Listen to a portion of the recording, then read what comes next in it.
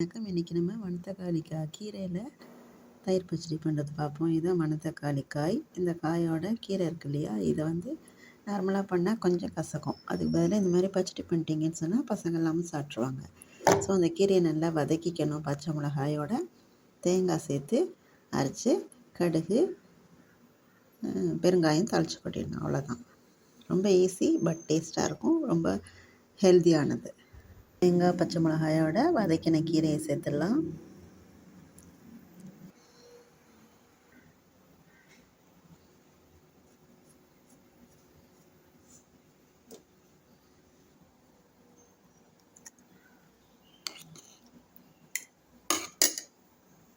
மணத்தக்காளி கீரையும் பச்சை மிளகாய் வதக்கினதை உப்பு பெருங்காயம் வச்சு தேங்காயோடு அரைச்சி தயிரில் கலந்துட்டிங்கன்னா தயிர் பச்சடி ரெடி.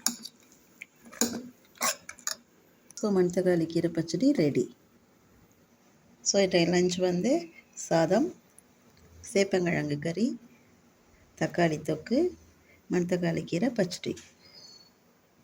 எல்லாம் ஒரு கலரில் இருக்குல்ல. ஸோ கலர்ஃபுல்லான லஞ்சை சாப்பிட்றதுக்கு நாங்கள் ரெடி. நீங்கள் ரெடியா?